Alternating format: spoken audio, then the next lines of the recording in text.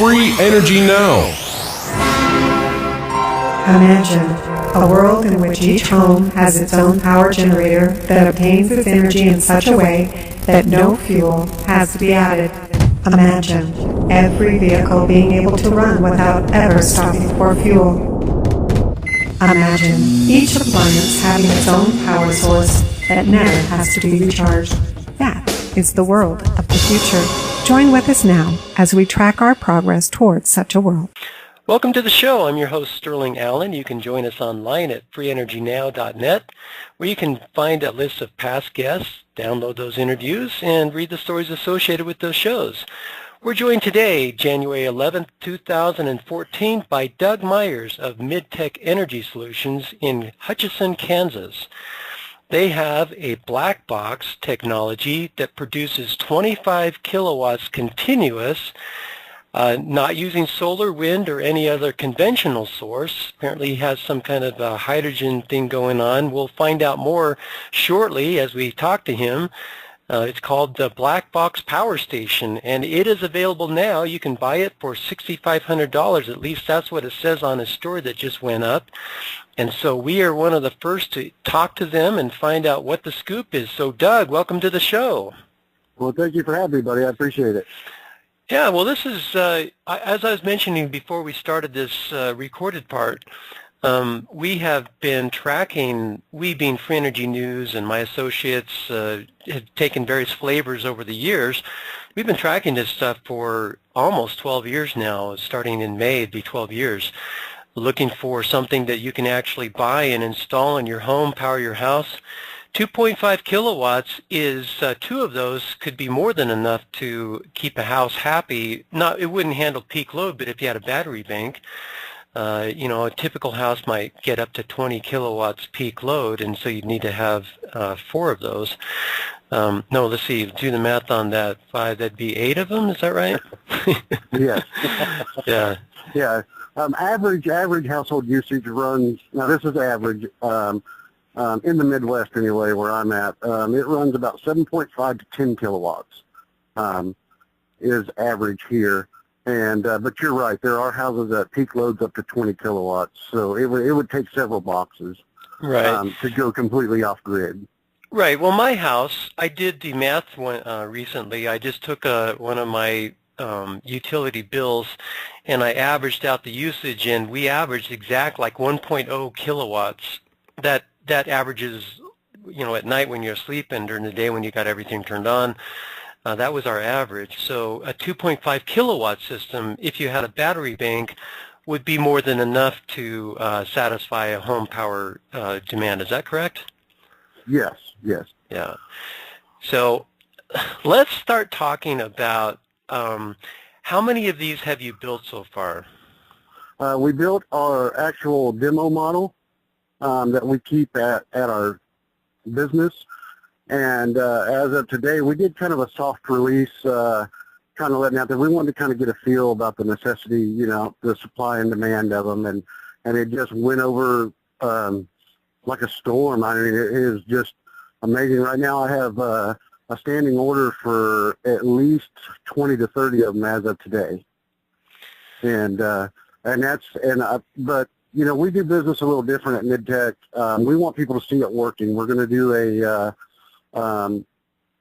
more of a feature release and show videos of them working and along those things. I want people to see them working so they don't think they're buying into a snake oil dream and along those lines. Right. One thing you might consider doing is setting up a webcam that's always live 24/7, that's powering stuff so that people can tune in at any time. They see the data on the wall. They see the new. You could even pull up like a website that refreshes continuously like of CNN, so they can see here's a live webcam of the news, and here's our device running continuously, and it's powering the lights, it's powering whatever the load is, and they can see that thing running continuously. So it has a full view of the thing. They can see when people are walking in and looking at it or whatever. That would be a really cheap way to get some validation going, so the community would be your validator, so to speak. Right, and we have looked into kind of like setting up a live Ustream along those lines and stuff along those. Really, it kind of caught us off guard. We really wasn't expecting this much response out of it, and so it really did kind of catch us off guard a little bit. Yeah, so let's talk about how prepared you are to meet the demand, because I can tell you, we've got in our audience, we've got several thousand regular visitors to our site who are just anxious to see something. They've got breakthrough burnout. We've had so many false run-ins with things that we thought were going to be coming soon, and they never materialized, and things were still waiting to materialize, just waiting, and you're saying this thing is for sale. Let's, get some quantization of what you mean by that. How ready are you to fulfill orders? How long is it going to take, and that kind of thing? Yeah, and actually we're ready now. I live in a community. Hutchinson has lost a lot of their unemployment rate is really high. I have a tremendous workforce. With one phone call, we can get to work, and that's kind of what we were basing it on as far as manufacturing. And it would really help the community as far as jobs. And, these people are dying for a place to work. So the workforce and manufacturing of these is not going to be an issue at all. It's just a matter, I would have to, the components that I need to mass order and get in so we can build, that would be the only wait, and then start basically an assembly line production of them. Do you already have a facility that you could do maybe some larger orders, an assembly line kind of thing? Yes, I do.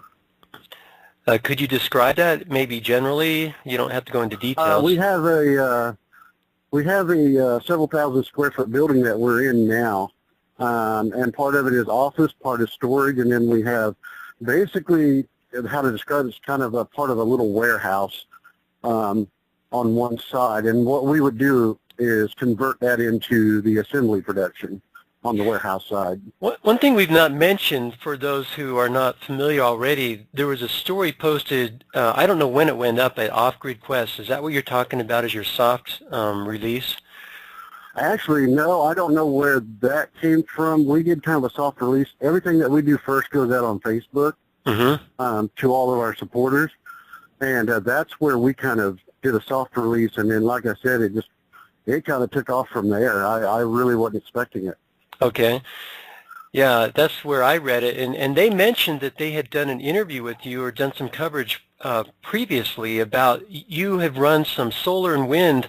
I noticed on your website you say, quote, MidTech Energy is the #1 wind and solar company in the nation, specializing in residential and commercial applications. So you've been in the renewable energy sector for some time, and you think you're #1, which, I mean, whether or not you are, that's pretty phenomenal that you're out there, you're selling things, you're installing things. Maybe you could just really quickly address your past of what you've done up till now, that you're not coming out of nowhere. You're an established entity with, a customer sales base, etc.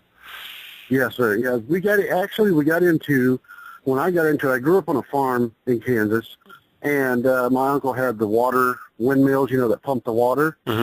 And it kind of started there. I was just fascinated by them. I like them. And it kind of started there, and I just kind of, over the years, kind of kept in touch with that kind of things. And then I basically moved to the city of Hutch and got into, 9-to-5 jobs and that kind of stuff. Ended up being a marketing director for a Ford dealership. And then when I had my chance, I just said, I'm going to go for it. This is something I've always wanted to do. I had been into the when was that? That was about a year ago. Okay. And I'd been into designing some turbine, some generators and stuff, and we just kind of ran with it, and it actually turned out very well. We really specialize in residential, which is a market that has really been kind of untouched. A lot of the wind turbine companies and stuff want to go big, and they want to handle all the commercial and industrial applications and kind of overlook the residential sector. So that's the kind of market we went into, and it just kind of took off, and people are really wanting that kind of technology and the renewable energy. Could you give us some numbers of units sold of the wind turbines? Wind turbines. I would probably say the first year out we've sold 50 wind turbines, and I would probably just somewhere around 150, 250 watt solar panels. 150 of the how many watt? They're 250 watt panels. We usually sell them in a group of 4 to make a kilowatt. Uh-huh. And we do a hybrid system, wind and solar usually. Where we're at, it's usually one or the other. It's either very windy in Kansas or you're going to have sun. So we usually do a hybrid system. Mm-hmm. Yeah, I saw your video with the hybrid system where you have a trailer that has batteries and you've got the fold-out solar panels, you've got the prop-up wind things, so that basically it's a hybrid wind solar battery inverter system, 2 kilowatt capable. You were running the, you're showing that it was powering a drill and a hammer drill and the chop saw, etc. That was pretty impressive. Yeah. We tracked a company some time ago that had a similar kind of a system. It was a plug and play where you could plug in different kinds of things, and they primarily went over to the military, tailoring to the military, whereas it seems like you were selling to more to residential types of applications. Right. And you've had some problems with the Hutchinson City where they were trying to make life difficult for you. But really quick, before we get to that, before we get to that, I just want to finish on the solar panels, the 250 watt panels. How many of those did you sell? Of the what? Approximately, of the 250 watt panels. We probably sold about 150 to 200 of those. Uh-huh. Okay. And then now let's talk really briefly, I want to get to this black box thing because that's what I'm most interested in, but just trying to establish for people that, you've been in the industry, you've sold some things, you know the sector, you have a reputation to keep. What happened with the city of Hutchinson? Well, I really honestly never thought in a million years anybody would have a problem with clean or green energy or renewable energy. And I live in Hutchinson, so I thought, I like the town. I thought, what a great place to start a business. My family is here. My daughter goes to school here. And when I opened my business, I had a prototype in my backyard that I had set up. It wasn't working. It was just the very first prototype we ever built, so I was kind of proud of it. Put it in my backyard. And when I opened my business, I got served with court papers saying, take it down. It's not allowed here. And I couldn't believe it. There's no way, So I told them, hey, it's not working. It's only 6 foot tall off the ground. It's a prototype. I'm proud of it. And they just said, absolutely not. They have an ordinance that's passed that does not allow wind energy for anybody that owns less than half an acre. Well, that almost encompasses 95% of the town because nobody lives on more than half an acre in town.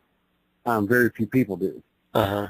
And so we kind of ran into some legal issues there, and they basically, after a long, drawn-out argument, I ended up taking it down because the property was in my wife's name. They said, well, we're going to go after her, which I didn't appreciate.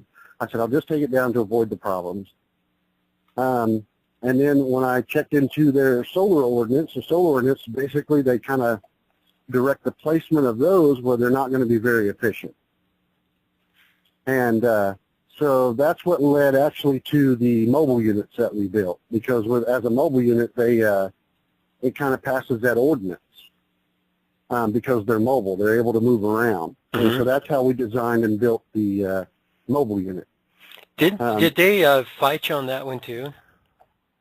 They actually tried, and I kind of had to remind them, hey, it's a mobile unit, it has wheels. So I haven't heard anything since on that, but I'm waiting for it. But it basically states in the ordinance that, mobile generators are allowed, and that's what that falls under, is that category. How many of those have you sold? I think we have sold 10 of those. Mm-hmm. And then what caused you to kind of move into this whole, you were starting to describe kind of what was behind it. I don't expect you to, I don't want you to divulge company secrets, obviously, but tell us what you can about this black box. Okay, we began we wanted to build a self-sustainable hydrogen heater. And we began working on that, and we were getting close. And basically what I can say is one thing led to another. We discovered some technology, and I said, well, why don't we use that and just build these generators that are self-sustainable?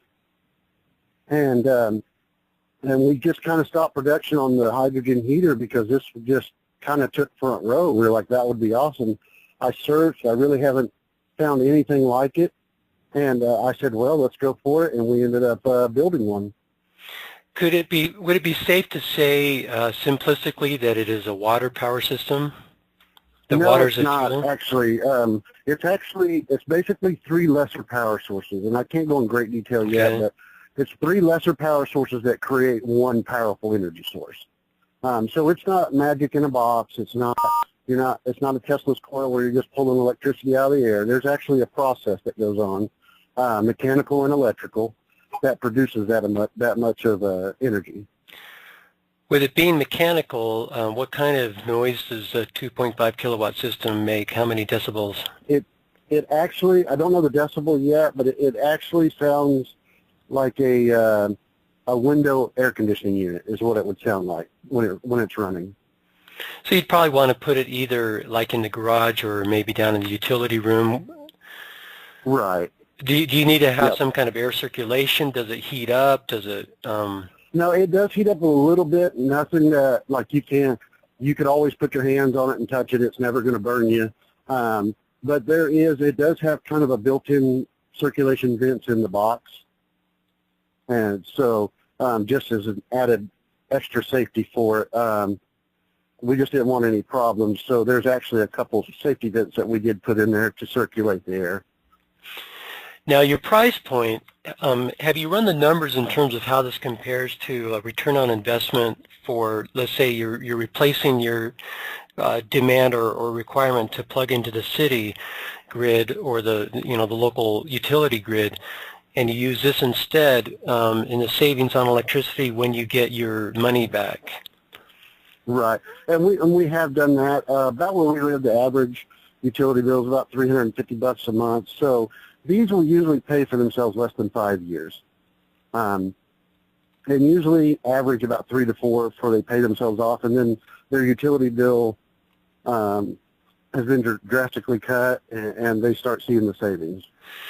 Now, at 3.5 kilowatts or 2.5 kilowatts, while that's if you have a battery backup system like you would with a solar array or even your wind system, unless you're doing a grid tie, what is your recommendation to people in terms of are you saying, use this and then here's a battery array to plug into it so that you're running off an inverter through the batteries, or are you doing a grid tie? What are you recommending for people in that regard?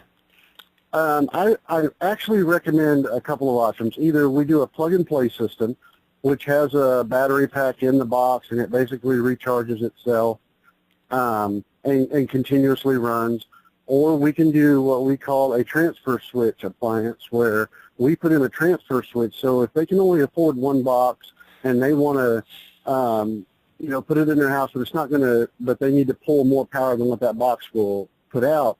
It's an automatic transfer switch that kicks it back and forth between their electrical service and our unit. So if something kicks on, say, an air conditioner and that 2.5 kilowatts won't satisfy it, it will kick over, use electrical until that is finished, and then kick back over to our black box. And that's UL compliant and all that kind of stuff?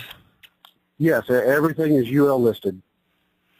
So including whatever it is that you're plugging into the grid, that's UL listed, so no one's going to be voiding their home warranties and that kind of stuff. Right, exactly. Now, since this is a new product you've come up with, how did you get a UL listing now? Are you using something that the grid has seen that's already gone through those hoops? Yes, sir. That's exactly right. Okay.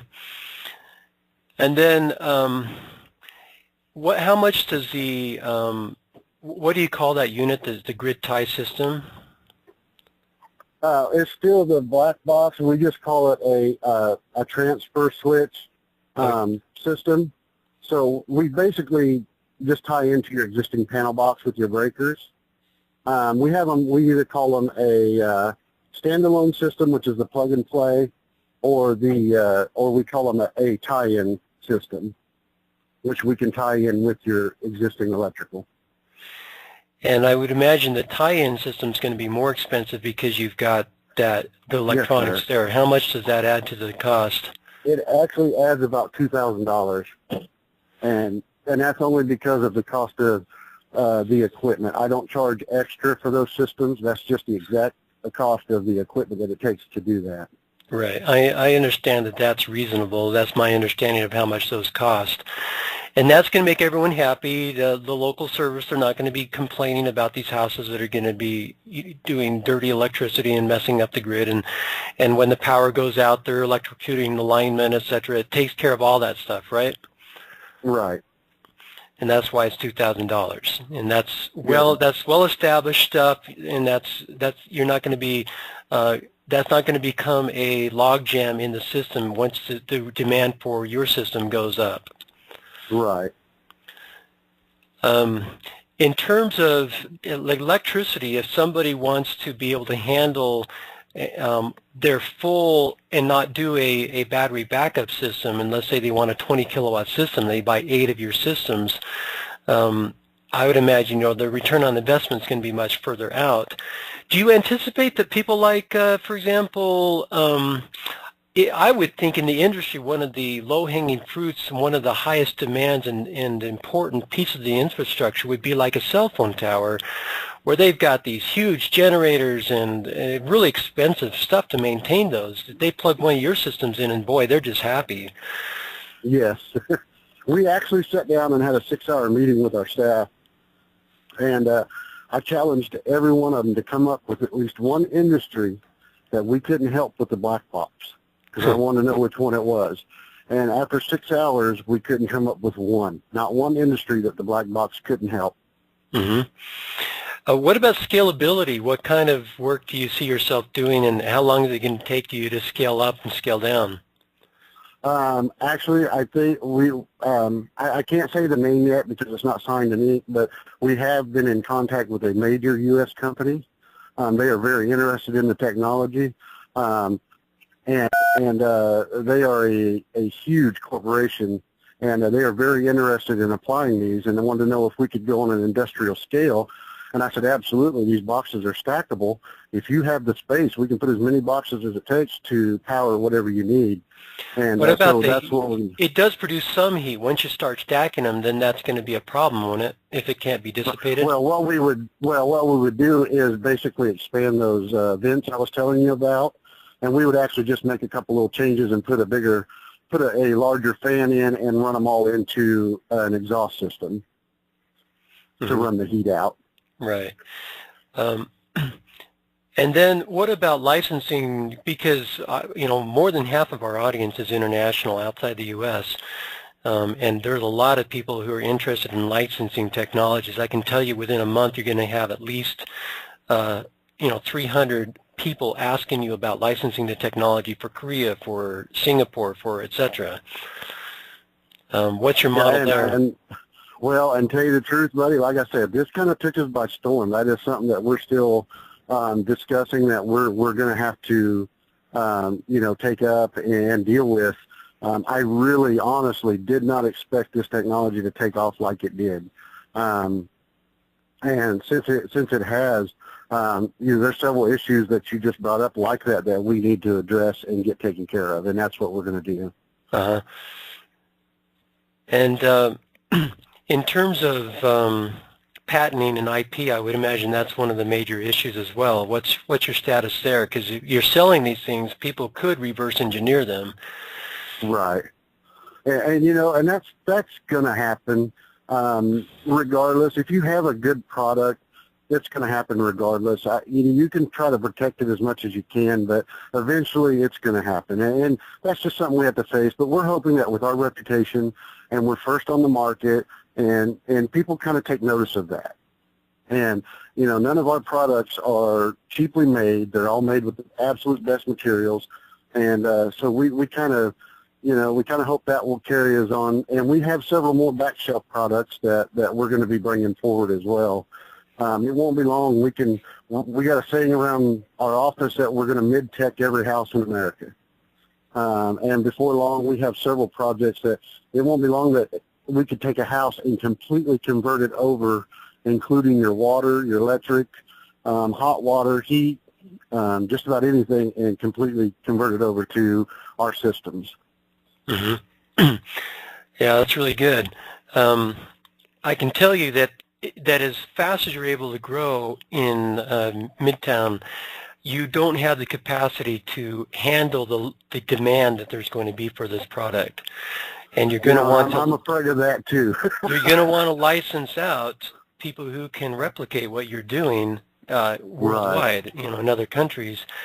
Do you plan on doing any protection of the intellectual property? What you're thinking there? Yes, and like I said, this is still kind of new. We're all going over everything. I have hired a couple of attorneys. I've been consulting with a couple of patent attorneys and everything as well. We did the basic steps, getting it patented and stuff, but when you go international and stuff like that, that's a whole different ball game that I'm not familiar with personally, and I'm not going to try to act like I do know it. I don't, and so I need the professional help to help us out there, and that's what we're going to do. We'll hire those guys in to help protect us. Yeah. I know of several candidates of people that I could introduce to you. I tell you, you're entering into a whirlwind of activity in the next little while. Make sure that you've got somebody really good to keep the home fires burning at MidTech of, cranking out the orders, but yeah, somebody, either yourself or someone else, needs to tackle the question of expansion and replication of what you've got worldwide. Yes, and that is true. I agree with you 100% on that. Like I said, and I keep saying it, it just kind of came on by storm. I really didn't expect this. And we're going to run into some issues, and we're just going to have to, just pull up our pants and deal with them one at a time as they come. Now, let me ask you, in terms of what's going on inside the black box, is it safe to say that you're probably breaking the laws of physics as they are presently understood and are presently... No. No, we're not. And like I said, I wish I could go a little more detail, which we will at a later point. But no, we're not breaking laws of physics. It's actually just simple concepts that were hard to figure out, and we figured them out, how to make them work. Yeah. I can also tell you that you're going to be inundated by some sharks. There are some really good players, and there are also some nasty ones out there. And you really ought to have somebody on your team who has psychic abilities, who can help you in your filtering and discerning of who to play with and who not to. Yes. I fortunately have come to value my wife. She has an energy reading capability where she can pick up on people's energies and give me really quick, be careful, or yeah, this guy's good to play with. You ought to, ask God or universe or however you word that, to have somebody come in soon to play that one role to help you filter and screen all these people who are going to be coming to you. So before you spend any time in discussion with them, you just ask them thumbs up, thumbs down, some sideways, and then you take it from there, because that will help. That'll save you a lot of grief. So anyway, exciting times. Let's tell people the name of your website. It's midtechenergysolutions.com. Now, I noticed I was referred to a MidTech wind and solar.webstart.com. Is that MidTech Energy Solutions? Does that redirect there, or? Actually, that was one of our small startup websites.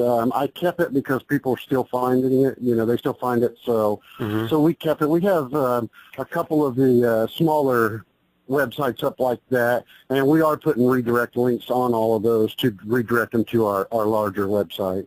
Okay. And as I go to your new to midtechenergysolutions.com, I don't yet see anything about this on there. When do you plan on getting that up?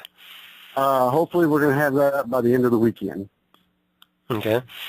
I should mention to the audience, too, that our associate, the New Energy Systems Trust, Chip Paul, lives in Tulsa, which is just a little over a 3-hour drive away, and he's planning on coming up and visiting them and, doing kind of a boots-on-the-ground report for us on, and it sounds like you guys are already aware of the kind of concerns and skepticism that's out there because of all the many crazy players that have come along who have made claims to have what you have but haven't, or are frauding or or they're bogus, they didn't take the measurements right. So I can tell you that here's what I would recommend for your test. Take your unit out into the middle of a field and show people, actually show a video of you actually taking this thing on a cart or a truck or whatever out into the middle of a field and offloading it onto the ground so they can see there are no wires coming up to where you're going. Have a deer walking by or something like that. And then bring the max load that the thing can handle, 2.5 kilowatts. It's not too noisy because you want them to be able to hear you over the noise of your load. So, Right. Lights would be the best. But the problem with lights is that, there's a big gradation. You can have a 100-watt bulb that's powered by 20 watts and it's not fully fluorescing, but it's lit. So you've got to be able to show that you're pulling the full 25 kilowatts or 2,500 watts, 2.5 kilowatts. And then, so run it long enough to rule out any batteries that might be in there. And what you could do is you could have one video that people could watch that would have the full 6 hours or however long it is to rule out hidden batteries inside of there. Right. And the more you can power, if you go the 2.5 kilowatts, that's going to not take as long as if you only went with 1,000 watts. Right. And run it for that period of time, and then you can have a shortened video where people can say, okay, here's every half an hour you can see it's still running, and you could do in 1 minute a recap of the 6-hour video, for example, and say, if you want to see the full 6 hours, you want to sit there and watch, here's the link. I don't know what services provide a 6-hour video feed because YouTube is limited to 2 hours, which is pretty long, but you're probably going to need to go longer than that. So you could have a way of, for example, of splicing the videos together, saying, okay, here's a scene from this video. You're going to see the same video in 2 of 5. And then they'll see that scene repeated. Maybe you're flipping your friend's ear or something like that. That's a very unique thing that they can say, okay, this is the same event. We can see this is the splice point, and then you pick up with part 2 of the video, so that skeptics worldwide can watch this thing and know that you're for real.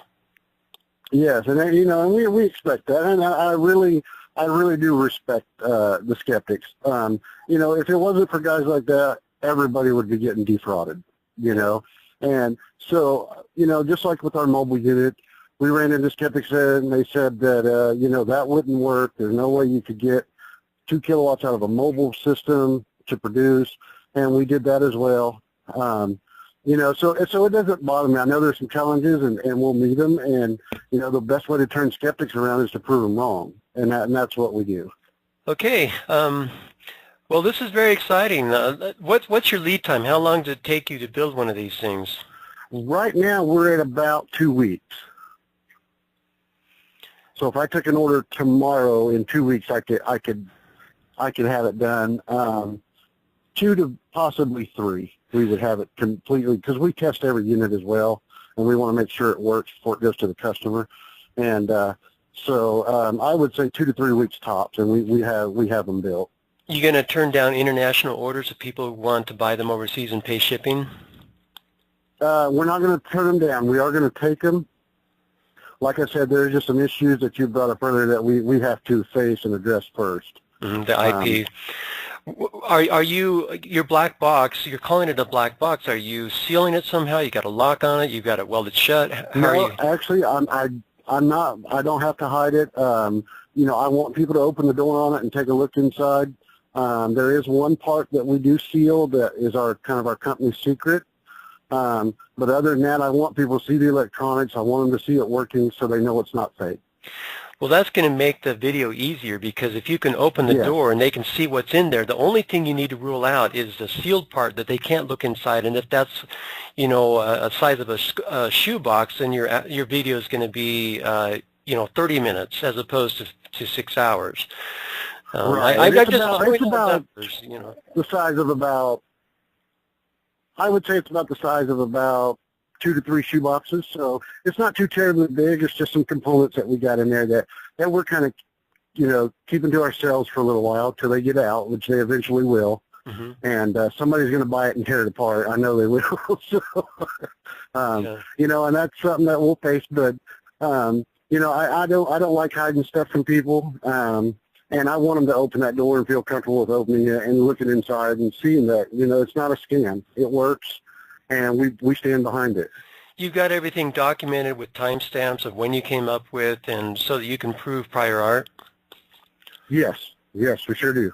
Okay.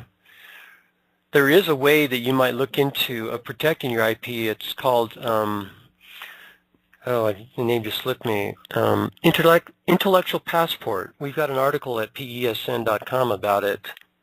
Might be of interest to you. It's basically using the copyright type of idea, but applying it to devices. There's a tricky way that you can do that. There's a company that specializes in doing just that, so you can actually, it's basically a substitute for the patent approach, and the advantage is price is better, and also you can date back to when you can prove prior art. It's not from the time you file, but it's from when you can prove the prior art. That's when it dates back to. And it has world coverage, because anyone who honors copyrights will honor that's the claim anyway. So something to look into.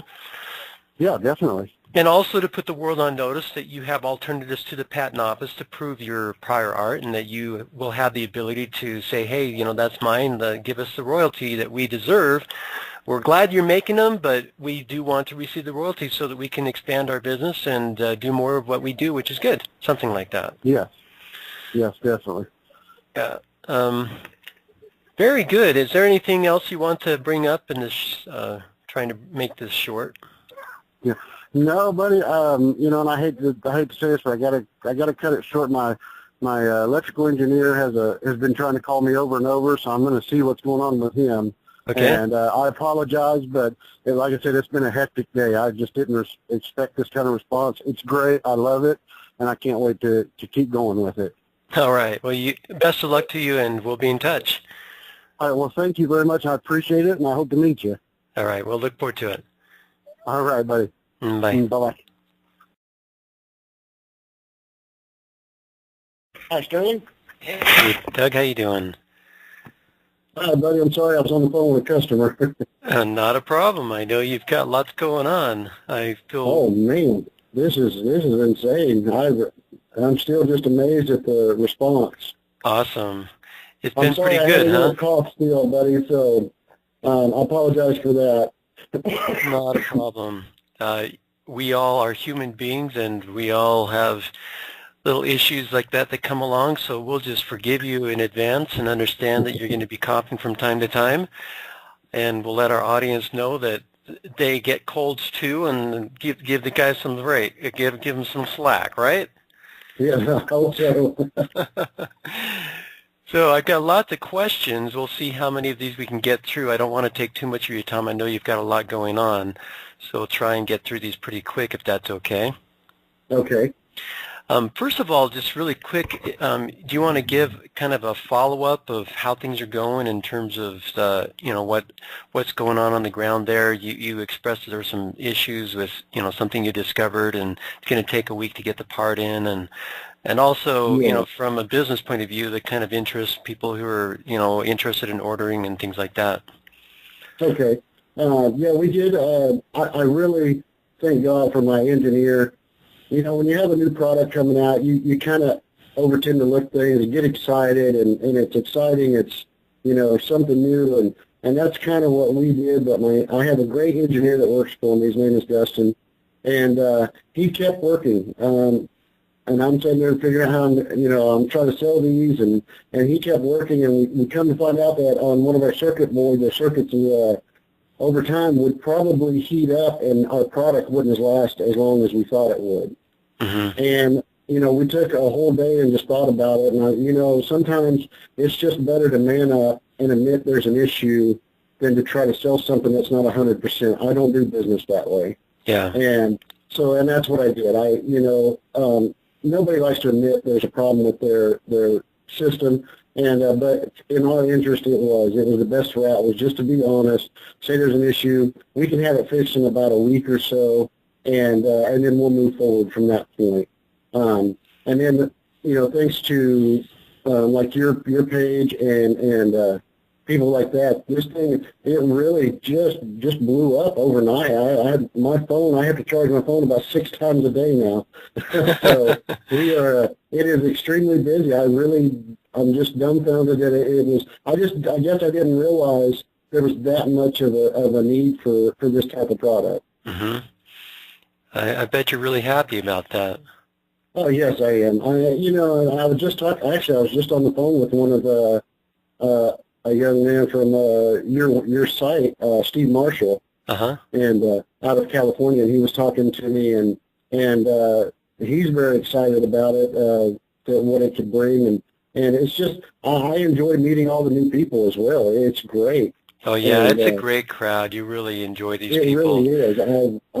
I haven't met anybody, and I know there's skeptics out there, and that's fine. There's going to be, like I said earlier in the earlier interview, that's totally fine. I'm okay with that. I did want to release probably a little bit more information to you today about how the system works. Okay.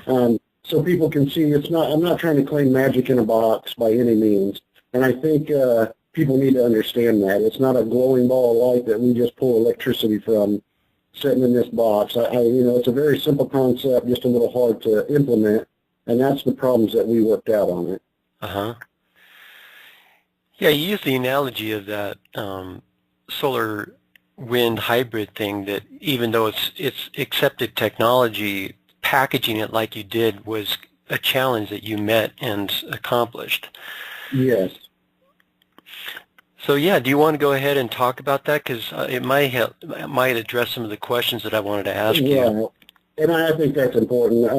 And basically inside the box, when we get it running up to par and running again, we're going to shoot a video, we're going to open the door and show people the inside of it. And basically, the fuel source to start the whole thing is going to be, of course, a battery. You've got to have something to start it, to get it going. Then from that point, it goes from mechanical to electrical applications. And basically, to make it a very simple concept, we're basically producing more wattage than what we're going to allow out of the box. And the reason that is because that way we can continuously put a charge on that battery to continuously just keep a continuous loop going of the energy. Mm-hmm. And like I said, it's not it's not magic in a box. I've never claimed for it to be. I don't want somebody to think I built a Tesla's coil in a box and pull the wool over anybody's eyes. I just don't do business that way. And once the box gets out and into the public, people will see it. It's very doable. Like I said, we had our trial and tribulations, figuring everything. Sorry, buddy. Figuring everything out. There's a lot that goes into it. You've got amps and watts and volts, and everything has to be correct, or it's not going to work. Mm-hmm. And but that was my biggest concern. I just don't want people thinking I'm a scam artist and that kind of thing. I've turned down probably 50 orders in the last 2 days because our product is not at 100% until we get this new circuit board and stuff in. And I want to thoroughly test it before it goes to the customers. Yeah. So, of course, you've got their contact info. So when you get her up and running, then you can let them know and say, okay, go ahead and order. How's that going to work? Are they going to pay in full up front or half down and then the rest when you're ready to ship? How's that work? Yeah, no. We'll do what we'll do is a half down type setup. We'll do half down, then once they're done, we'll collect the other half at that point. That's something else that's important to me. That's a lot of money. These people are talking about 5 or 10 units at a time, and that's a lot of money to say, hey, pay me up front on something new like this, and they don't really understand how it works and stuff. I just can't. I can't do that. And at any point, if they think it's not going to work for them, then the order could be canceled or something. And so, like I said, I'm real business oriented toward my customers. Customer service to me is number one. Without happy customers, your business is not going to make it. And I want everybody to be happy, and so that's a very big goal for us as well. Yeah, I'm wondering too, because you're talking about shipping these things six great distances overseas and et cetera, and where you've got moving parts, obviously there's going to be some service involved. Is this something that local people can handle? Is it just a matter of greasing things once in a while, or what's the service going to involve? Yeah, what we're going to do, Sterling, is we're probably going to set up service centers around. Like I said, first we were thinking on kind of a small national level, and I see now that it's going to be much bigger than that. So we're definitely going to have to expand and get into some service centers and train some people how to service them. And that's what we plan to do. So, and we could almost do a walkthrough process on the phone now. There's only two rotating moving parts in the system that anything could mechanically go wrong. And so we would definitely almost be able to walk them through the phone, but I think it's important to have help on the spot as well. And so we'll start training those people and offering training programs. What kind of time frame are we talking about before service might be indicated? I would say probably a year out after you receive your box. And that's just kind of an annual checkup, just to make sure everything is still working properly and it's producing like it's supposed to. Along with just a routine maintenance checkup. And this would be similar to a car, for example. You buy a car and you say, okay, every so many miles get an oil change, etc. So when you sell this thing, you say after a year you need to have this serviced, and we'll keep you informed as to where your local service providers are located. They would then contact them and they would pay whatever the going rate is for the service checkup. Right. Exactly. Yep. Okay. Wondering, on your website you talk about HHO, and I know you don't want to disclose, there's three simple technologies that you combine to make the larger power output.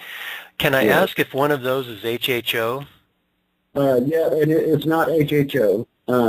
We do HHO kind of on some vehicles. We've been kind of experimenting with that, and we're also experimenting with a self-sustainable hydrogen heater as well. And so that's where the HHO comes in. But like I said, no, the whole process is started with the battery. It moves up into a mechanical process and then back down into an electrical process, and that's, without going in great detail, that's exactly how the system works. Did you see the Qmogen page on our site? I know you're really busy, so you're not like surfing around a lot, but let me just briefly describe it. What you have is a smaller motor turning a larger generator, which produces enough power to keep the motor turning with extra energy left over. There's some kind of harmonic that is set up with the environment, and this would be a Tesla magic kind of thing that's going on, where you're pulling energy from the environment in the process. Does your technology fit into that ballpark in any way, shape, or form? Yeah, I would say we were kind of in that ballpark. Okay.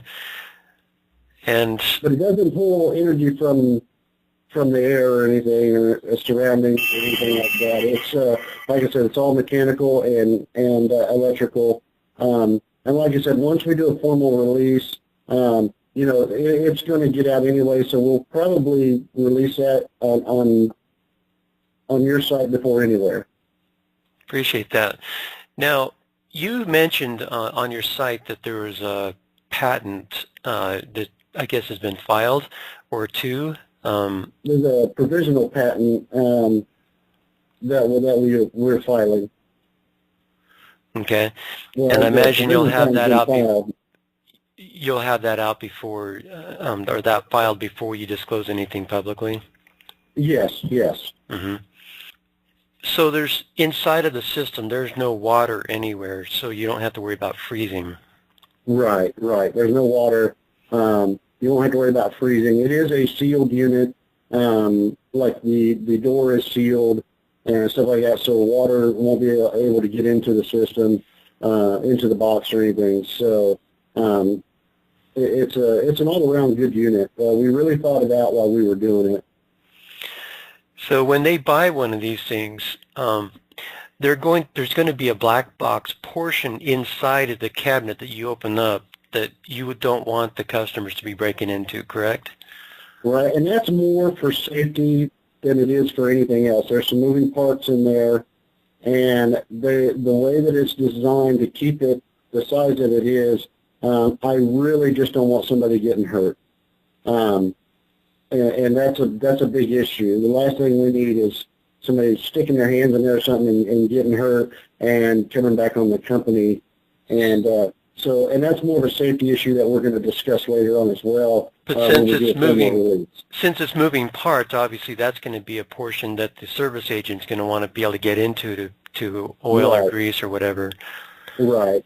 And so you probably have screws and bolts that they can access that through. It's not like you've got it welded shut and it's going to self-destruct if you try and get in there. No. They can, if somebody wants to buy one, they can have it tore apart in an hour.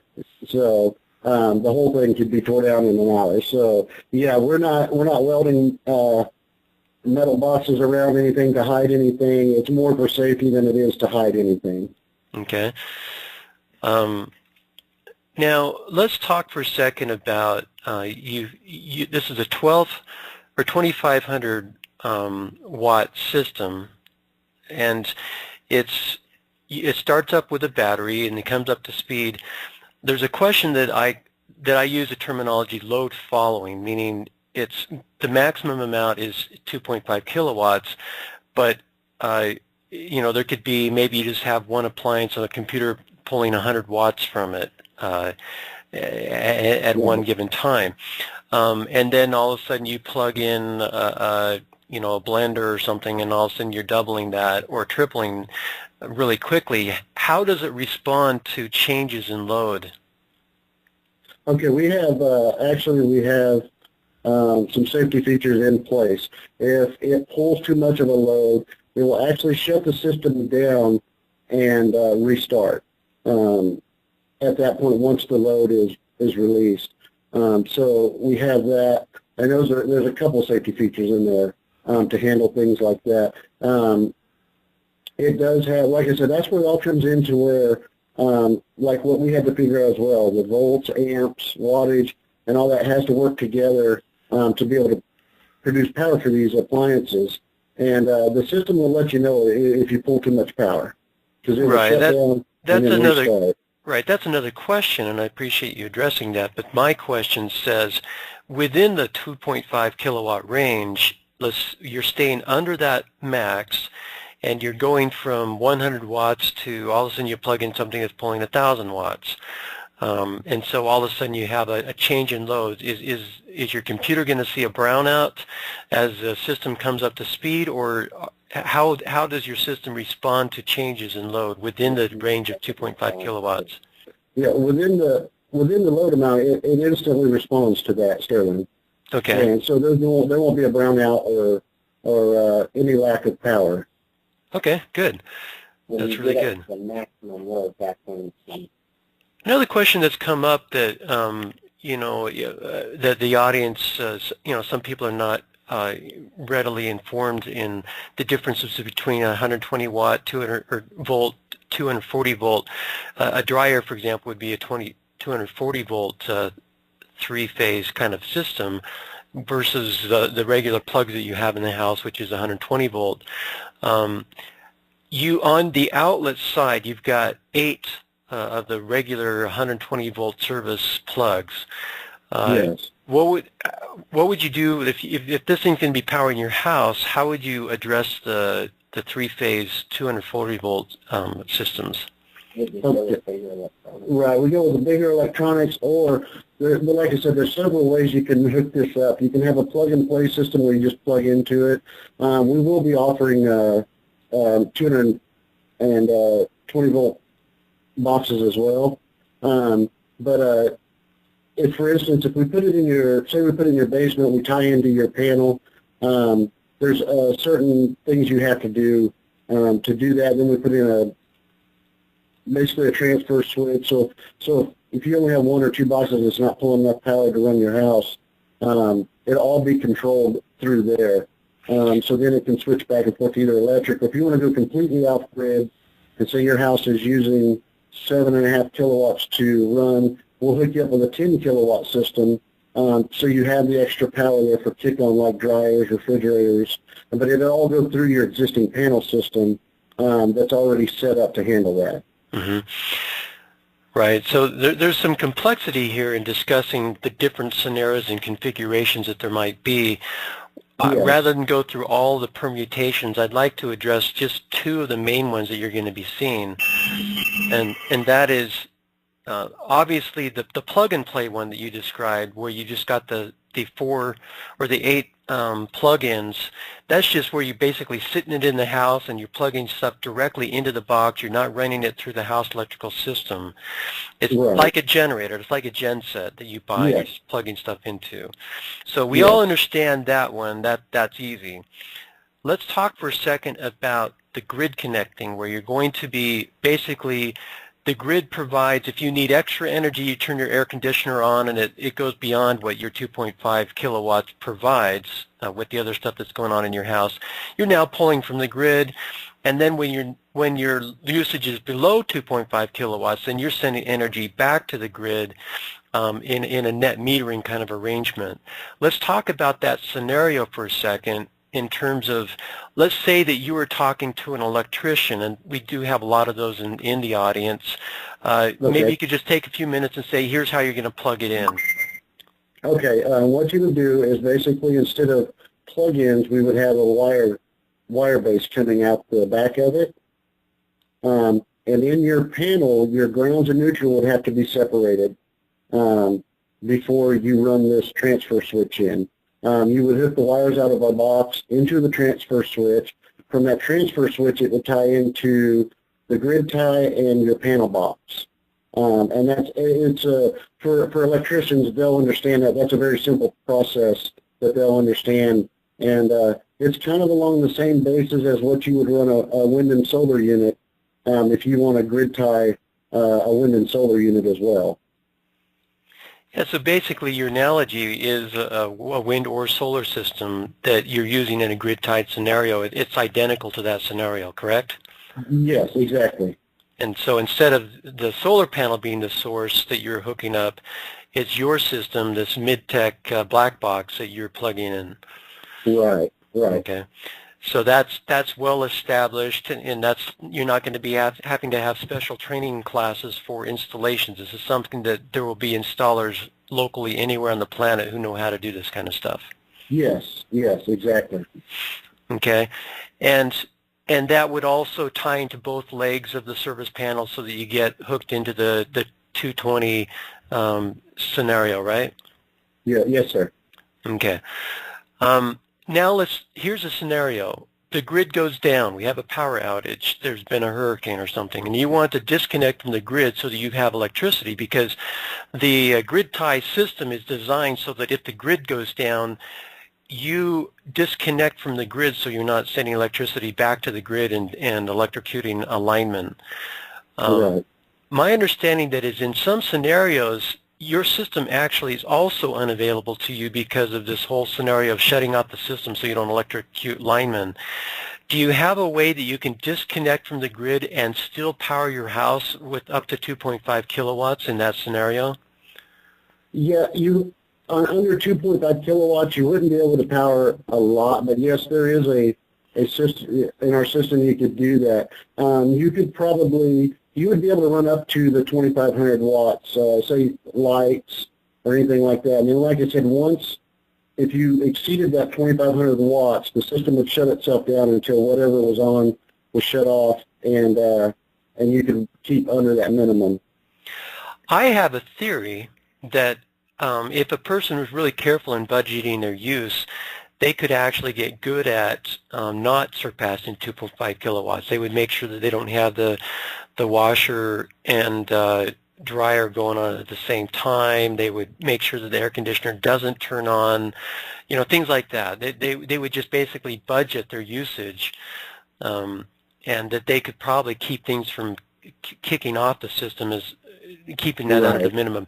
But from a logistics point of view, if the grid goes down and they don't know how long it's going to be till it comes back up, are they going to have to go down into the maintenance or the mechanical room and throw a switch, or what's the user going to have to do in that scenario?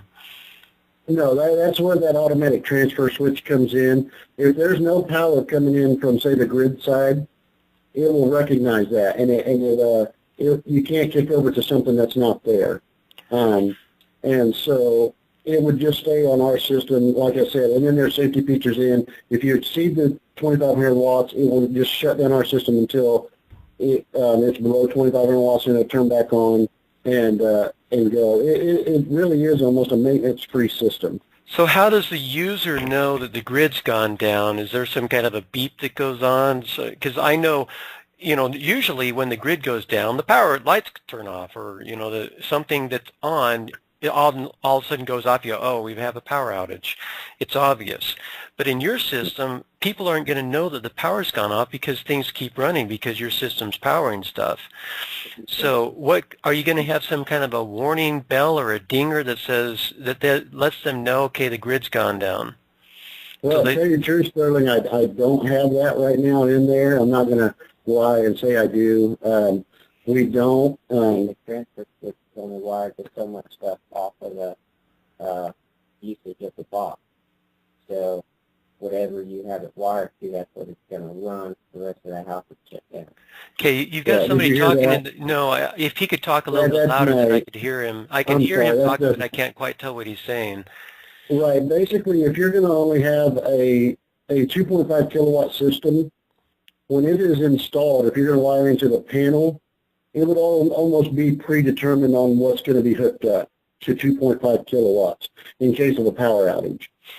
You know what? This is actually an opportunity for somebody in our audience who wants to come up with an alarm system that is not obnoxious but would let the customer know. That's something that would be a design, a job opportunity, so to speak, for somebody who comes up with that design to plug into this. Right.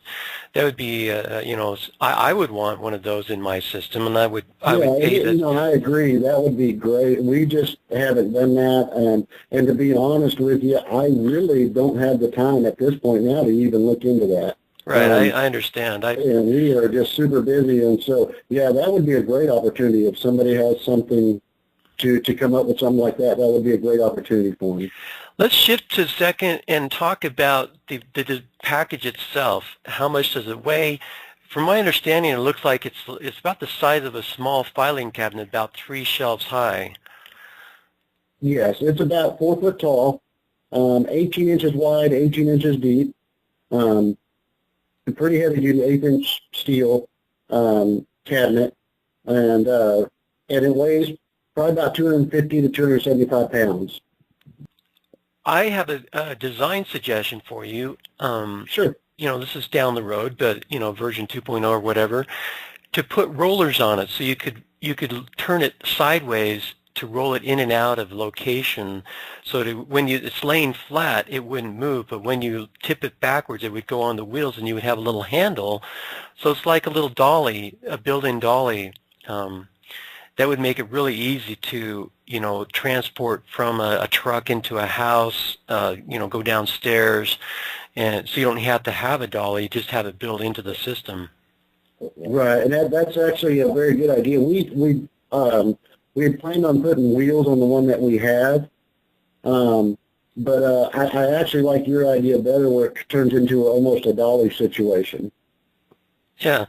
You could actually have the wheels so they're not sticking out behind the thing, but they're underneath the back end, so that when you tip it back, it goes onto the wheels, but when you set it flat, the wheels are off the ground.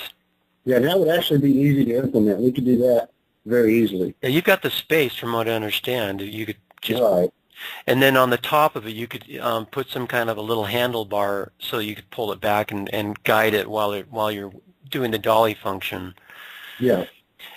But also you still want it to be stackable, so somehow you need to have that handle so it could be lifted up or tucked back down during transport. You pull it up like a luggage thing, like when you pull the luggage rack out of your suitcase. Yeah. Yeah. That's a very good idea. We kind of contemplated that a little bit, but we were just trying to figure it out. But yeah, I like that dolly idea. My engineer kind of came up with that design as well. We just hadn't implemented it. Good. Another question: when you're shipping this thing, Obviously there's going to be some packaging involved. Is it just going to be a crate, or are you going to need foam where, they're going to get some jostling going on when you have any kind of shipping going on? How much packaging how big is your shipping box going to be? Well, I do have a shipping box company here located where I live, and we are going to have a meeting and discuss that. They're called American Packaging, and they do worldwide shipping, containers and that kind of stuff. So I actually met with him Friday night, and we're going to sit down sometime this week and have a meeting and discuss that and see what the best options are. I'm just curious, just ballpark idea, are we talking, right now you're 18 by 18 by 4 inches by 4 feet. Are we going to be 24 inches? Are we going to be 20 inches? How much bigger is your box going to be beyond the size of your cabinet? I would prefer probably 6 inches on every side, and so we could put some material in there to help the jostling around. Some foam or something that could take a little bit of abuse if it had to, because who knows what happens in shipping. Right. Now, I had brought up the idea of you competing in this contest and showing up at this Denver Expo, the Evolve Expo, and where they're going to have a house. They're actually building a house inside of the Expo Center that will be powered by this device. And it seems like you guys are in a position to win that contest, that you would be the featured technology powering it. Even if at 2.5 kilowatts, that would be ample enough to go in there. Have you had a chance to run that by your team and see if that's something you want to go ahead and do? Yes, we've actually discussed it, and yeah, we're very interested in that. That would be, to us, that would be, you're talking to a couple small town guys. So that kind of exposure would just be great for us. We feel like teams doing that. Yeah, well, I can tell you that right now you're in a position to win that, and we do need to make a decision on that because they've got to start building and designing the home that this thing's going to be put into. So we need a definitive answer. Are you ready to give that? Yeah, I sure am. I do, like I said, I do want to get this circuit board in place and do some testing, just to make sure. Last thing I want to do is look like a liar. Right. That's very important to us here. We're talking a week, right? Right. This time next week, you could be able to say we're on, right? Yes. Okay. I believe our decision deadline was the 17th, and so that we can cushion. I mean, we can work with that. So we'll wait for that. And also, we were going to have Paul or Chip Paul from Nest come in and visit your technology, but with this pushing it back a week, he's only got one day open next week, which would be Tuesday. That may be pushing things a bit. We do have another person who's willing to go in there on our behalf, Stephen E. Jones, who is famous in the cold fusion world as well as the 9/11 inside job world. He did the nanothermite technology. He was, quote, resigned from BYU for his coverage on that. He sent me an email this morning saying that he'd be willing to go in on our behalf. He lives in your neck of the woods, and it wouldn't be too much of a drive for him. So we'll have at least one person, him and possibly two, that could come in on our behalf and see your demonstration and document it, and then could report on our behalf. So it's thumbs up from our side, and then we'd be ready to rock and roll. I also have a person who wants to help cover my trip and expense. We already raised $800 from donations for us to buy one of your systems and ship it over here, and that's even before you got everything, everything's validated and corroborated. There's been a lot of excitement on this. Even after your announcement, we've got to wait a week because you've got something that you've got to address. We had yet another $150 donation, so things are looking good that way. So awesome. I'm hoping to be able to make that trip, shortly after.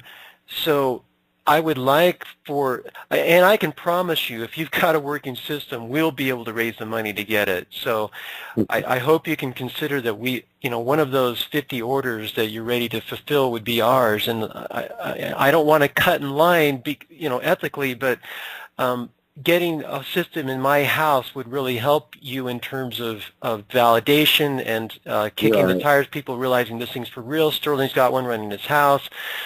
He's happy, and here's a webcam of it running. We could have a couple things set up in our house where people could look at a webcam and see the situation live as it unfolds. So that would really help from on your vantage point too. So that would be a reason why we might get VIP status and bump toward the closer to the front of the line. Does that make sense? No, actually, I don't have an issue with that at all, Sterling. I honestly believe 100% that most of our attention is coming from you guys. I really do. Like I said, we're just a couple small town guys that's worked really hard toward this. And so, no, I would, and especially if we're going to be going to an event or something like that, I definitely want you guys to be well informed on it and to have one and to make it work, to see it working. Mm-hmm. Yeah, that's great. Another question I have for you. Your device, you said, is using a UL-approved component that has already passed the certification, so that the things that people are plugging their electricity into has been UL certified. Are you at liberty to describe that component so people can reference that? Actually, I will give you one of them, and that is basically an electric motor. Okay. Which is UL certified, and actually I can go over and let me see if I can, and it's basically a marathon electric motor that is UL certified, is thermally protected, and like I said, it meets all the standards. Do you have a make and model on that? Let me check for that right here. I do have a model number on here. It's called, the name of it is Marathon Electric, AC motor. The model number on that is 5KCP. 5K as in Carl? Yeah, 5K as in Kansas, C as in Carl, P as in Paul. C as in Charlie? Yes. Okay, 5KCP. 35. Okay. K as in Kansas, N as in Nora, B as in Bob, 0, 5, 7, A as in Apple, and S as in Sterling. Of course, the motor is what's powering your system, but what the electricity that people are going to see, that's going to be coming from a generator. Do you have a make and model on that? Well, that's kind of, we do, but I can't give that out quite yet, Sterling. I'm sorry. That's okay. That's what people would need to be checking in terms of the UL. That's what is going to be the primary component. And so at some point you're going to want to, earlier than later, you'll want to give that information out, because that will be, that's what is going to have them say, okay, this is the technology we're working with, that we're interfacing with. Yeah, good. And then when you're talking about a circuit board and components like that, obviously there's a wide spectrum of complexity in circuits. Yes. This is something that could be made from a breadboard locally, or are you going to be sourcing this out to make them in bulk, or how's that going to work? Yeah, actually it could be either way, but it's going to be on basically a numbers game. If we have as many orders as we're looking at now, you're probably going to have to source that out. Yeah.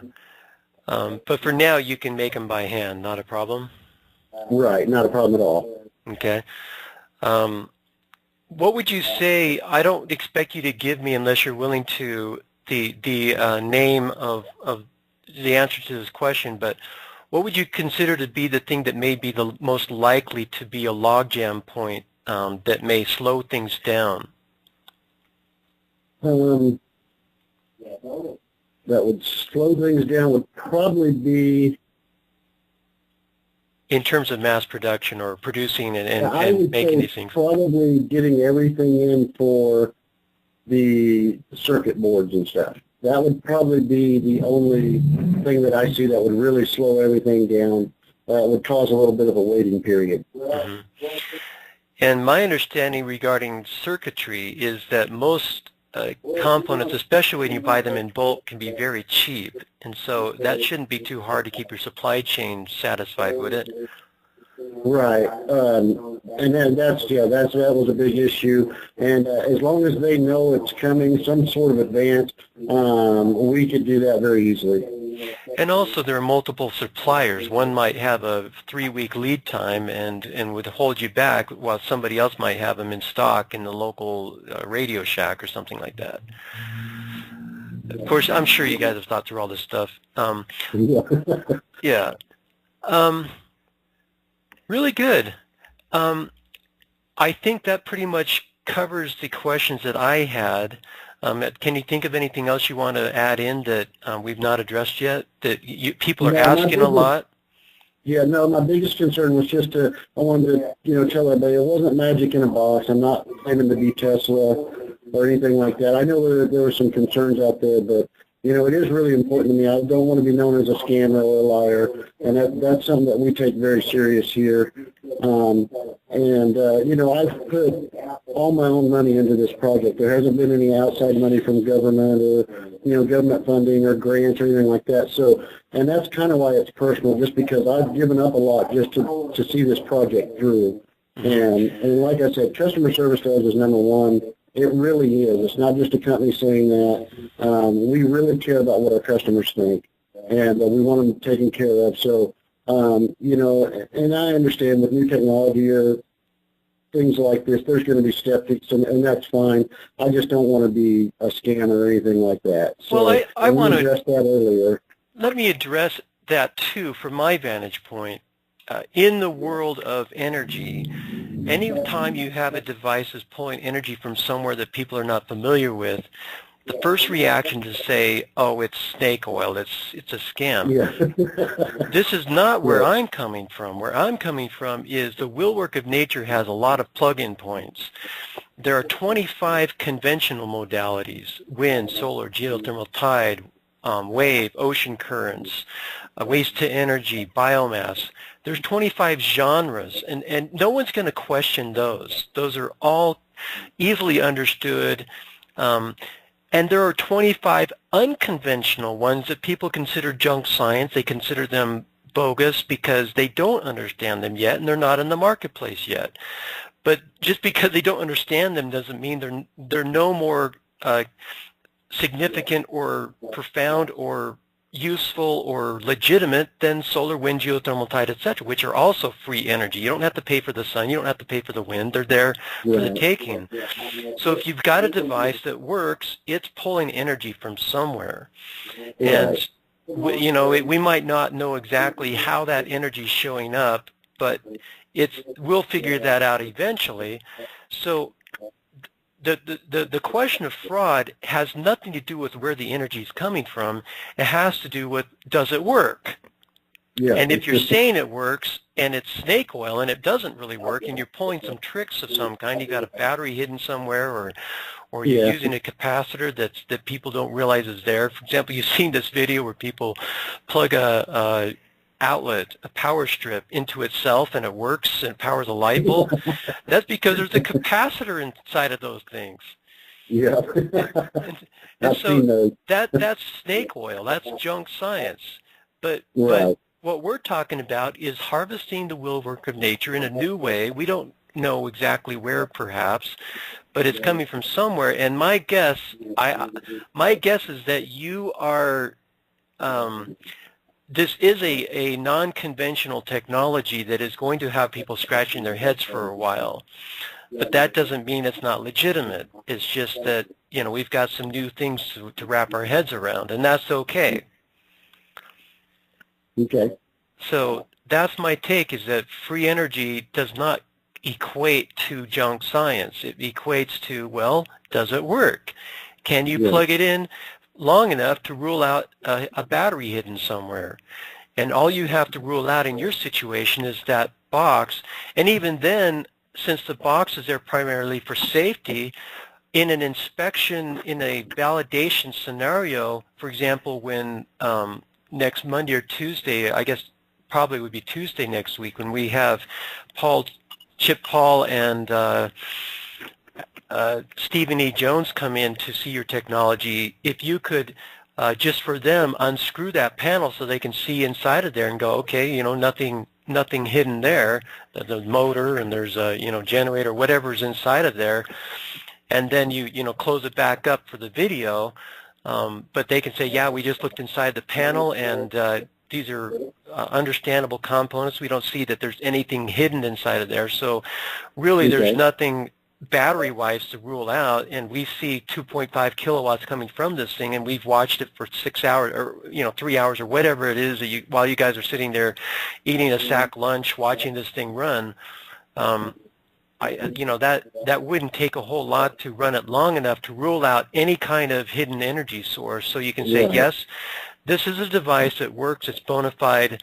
You're not going to be wasting your money buying one of these things. Okay, that sounds very good.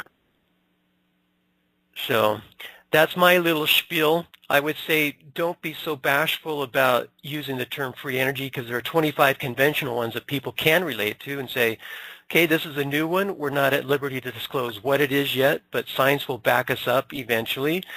The fact is this thing does work, and it will power your house. And we've had some people in from Nest who have certified that it does work. And Sterling's got one powering his house, and we went to the Denver Expo, and we powered their house continuously for the entire 3 days of the expo without stopping. And so, et cetera. The evidences are going to start piling up really rapidly. And when you sell to customers, you should ask them, would you mind allowing us to use your name and contact information for people who want to validate this? And do you want it to be known publicly or privately? Because some people are willing to let everyone know, yeah, here's my name, here's my website. Call me if you want. I'll say, yeah, thumbs up, it works. It's been powering my house for a week, or whatever the answer is. Some people just know, I don't want to be bothered by anyone, even whether confidentially or publicly, nothing, But I would guess that that's a small minority, that most people would be willing to at least, somebody doing due diligence, for example, that wants to buy 1,000 of these things, before they plunk down their money, they could talk to several customers who don't want to be public but are willing to talk to somebody of that ilk. So make sure you have a form that you could give to your customers where they can provide those answers to you, that am I willing to, or are you willing to have your name be disclosed privately or publicly to people who want to validate this technology. Okay. I sure will. And I would guess, I'm just going to throw out some numbers, I'm going to make a prediction, I would guess that 15% will say, no, don't use my name whatsoever, anytime, anyway. And probably 15% will say, you can publicly announce my name, no problem, and put my phone number or my website so they can contact me. I don't have a problem with that. And the others will be, you can list my name confidentially. I'd be curious to see how close I am on that guess. Okay. All right. Anything else you want to bring up? No, but I appreciate you taking the time to look at it, Sterling. I really do, and I can't thank you enough. You really sent a lot of people our way with some great questions, and like I said, we've been overwhelmed. So I don't want people thinking that we're ignoring them. We just have a lot to answer for people, and I still think I have 50 more emails to go through before I even put a dent in them. So. Yeah. I just want people to realize, and I know a lot of them are coming from your site, and so I don't want them to think they're getting ignored, and we just got overwhelmed very quickly. Well, getting a frequently asked question page up will really help you, that they can ask the questions and see them answered there. So make sure you have at least one of your guys maintaining a frequently asked question page on your site. That will really help you. Well, you're the first guy. From now on, what I hear from you is golden, because you warned me the other night on the phone that that we were going to get pounded, and you hear that a lot, but man, you weren't lying about it. Yeah, well, good. I'll I'm hoping to get this interview up later this evening because I'm going to be flying out to California to see a cold fusion technology for 3 days tomorrow. So I want to get this up tonight. So that's my deadline. So I'll combine these two interviews, and then people will, have this as a reference as well. So, feel free to link up to our site, our feature page, and our coverage at PESN when I get this story up from your site. That's very typical for a website to say in the news, stories that have been done on you, so that people can go to our site and see what we've had to say about you. Okay, yeah. If I get some time, I sure will. I'm going to have to make some time. Well, yeah, you need to, I bet you anything there are people in our audience who'd be glad to raise their hand as a webmaster and help you with that stuff. You have more help than you can imagine is out there. It's just a matter, I know it takes time to, screen people and find out if you want to work with this guy, etc. But yeah. Have fun. You guys are going to have a very exciting next few months. It's going to be a roller coaster ride for you. That's for sure. All right. Well, thanks for your time. I appreciate it, buddy. Thank you very much. Say hi to your team for us. We're looking forward to meeting you in person in a couple weeks or so. Okay, buddy. Thank you. Thanks. Bye.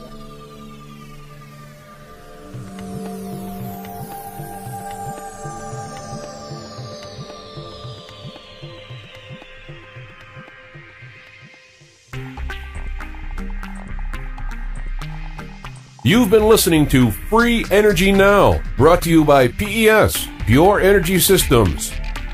You may access past archives and upcoming show info at freeenergynow.net and join us for our daily news at freeenergynews.com.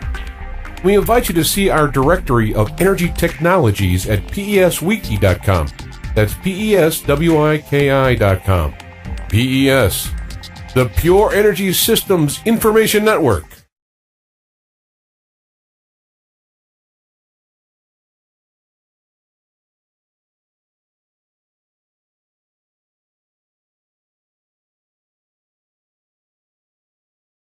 You have run some solar and wind.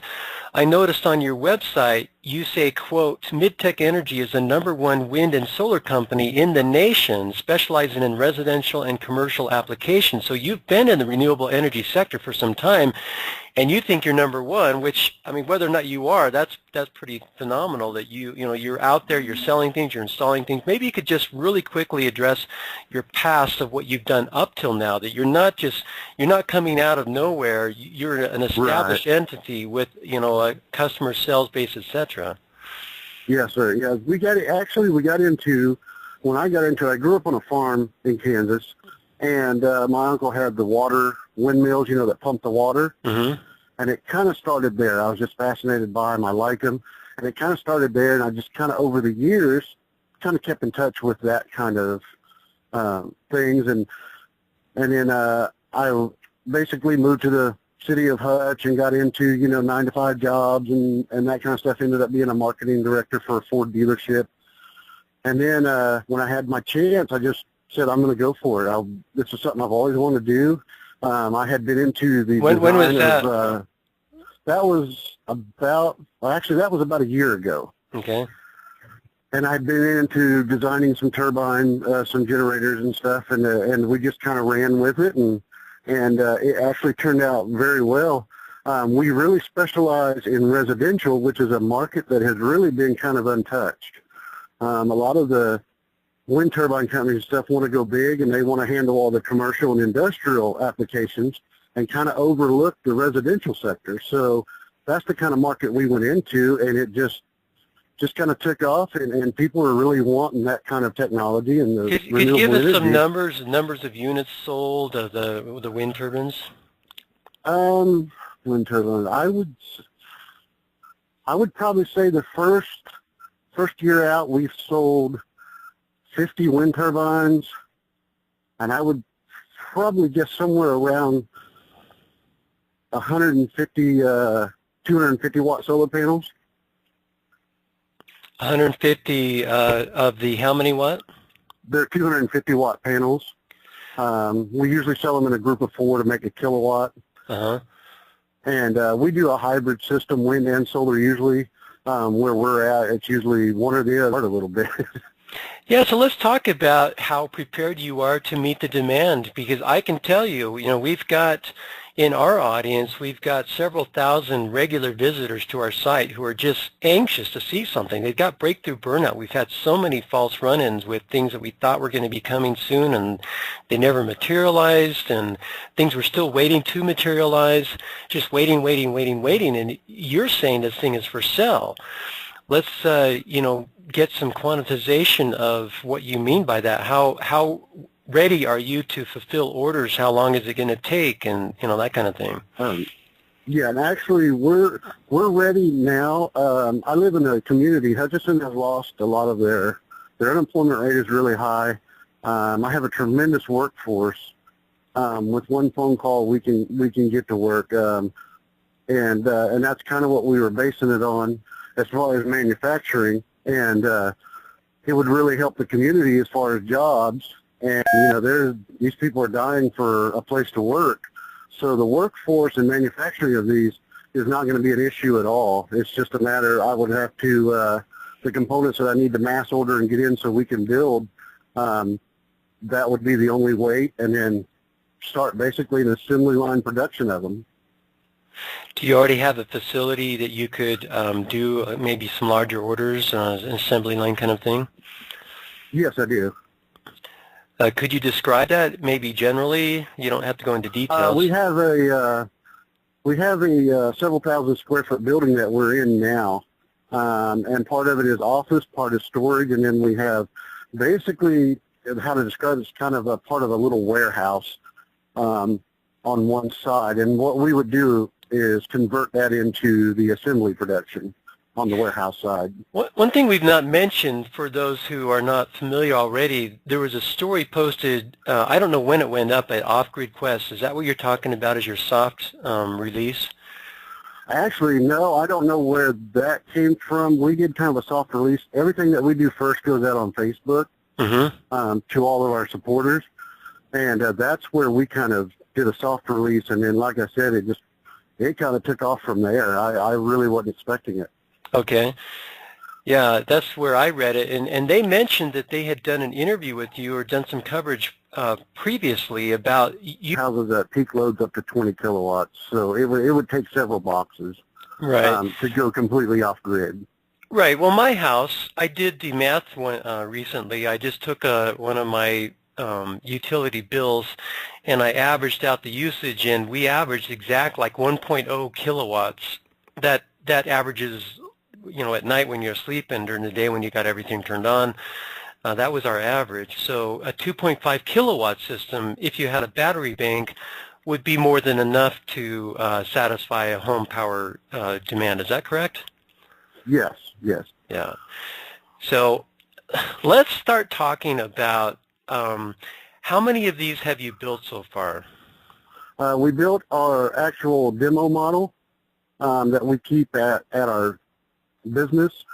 And as of today, we did kind of a soft release, kind of letting out there. We wanted to kind of get a feel about the necessity, the supply and demand of them. And it just went over like a storm. I mean, it is just amazing. Right now I have a standing order for at least 20 to 30 of them as of today.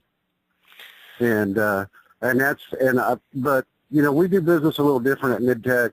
We want people to see it working. We're going to do a more of a feature release and show videos of them working, and along those things. I want people to see them working so they don't think they're buying into a snake oil dream and along those lines.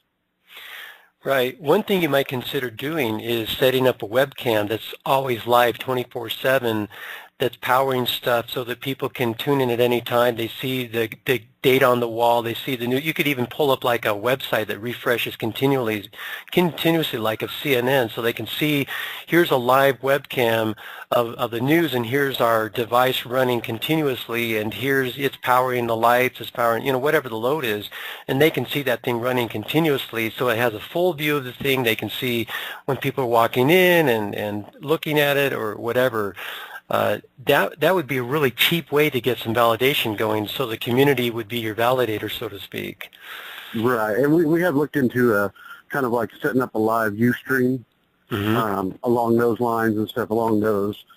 Really, it kind of caught us off guard. We really wasn't expecting this much response out of it, and so it really did kind of catch us off guard. It's either very windy in Kansas or you're going to have sun. So we usually do a hybrid system.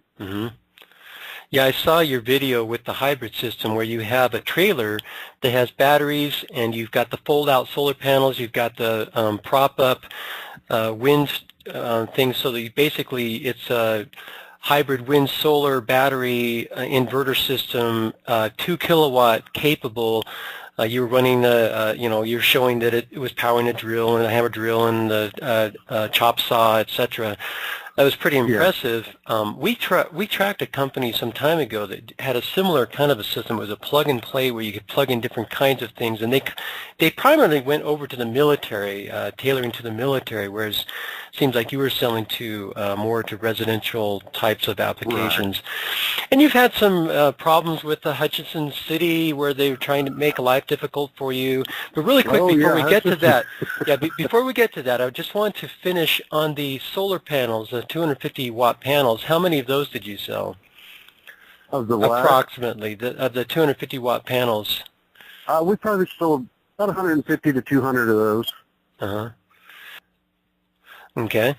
And then now let's talk really briefly, I want to get to this black box thing because that's what I'm most interested in, but just trying to establish for people that, you've been in the industry, you've sold some things, you know the sector, you have a reputation to keep. What happened with the city of Hutchinson?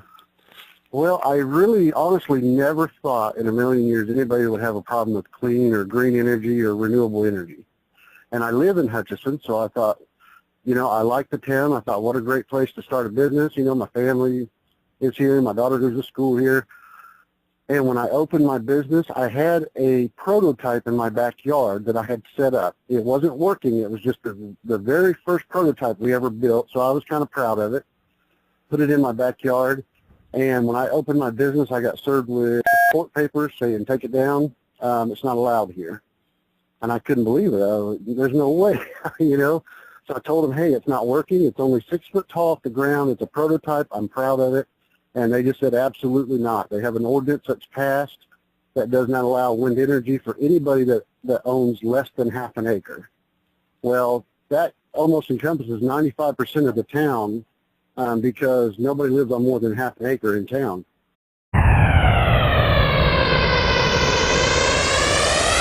Free energy now.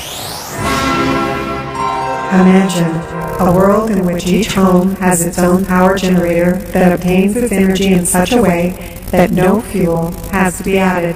Imagine every vehicle being able to run without ever stopping for fuel. Imagine each appliance having its own power source that never has to be recharged. That is the world of the future. Join with us now as we track our progress towards such a world. Welcome to the show. I'm your host, Sterling Allen. You can join us online at freeenergynow.net, where you can find a list of past guests, download those interviews, and read the stories associated with those shows. We're joined today, January 11th, 2014, by Doug Myers of MidTech Energy Solutions in Hutchinson, Kansas. They have a black box technology that produces 25 kilowatts continuous, not using solar, wind, or any other conventional source. Apparently he has some kind of a hydrogen thing going on. We'll find out more shortly as we talk to him. It's called the Black Box Power Station, and it is available now. You can buy it for $6,500. At least that's what it says on his store that just went up. And so we are one of the first to talk to them and find out what the scoop is. So Doug, welcome to the show. Well, thank you for having me, buddy. I appreciate it. Yeah, well, this is, as I was mentioning before we started this recorded part, we have been tracking, we being Free Energy News and my associates have taken various flavors over the years. We've been tracking this stuff for almost 12 years now. Starting in May, it'd be 12 years, looking for something that you can actually buy and install in your home, power your house, 2.5 kilowatts is, two of those could be more than enough to keep a house happy. It wouldn't handle peak load, but if you had a battery bank, a typical house might get up to 20 kilowatts peak load, and so you'd need to have 4 of those. No, let's see, do the math on that. 5, that'd be 8 of them, is that right? Yes. Yeah. Yeah. Average household usage runs, now this is average, in the Midwest anyway, where I'm at, it runs about 7.5 to 10 kilowatts is average here. And but you're right, there are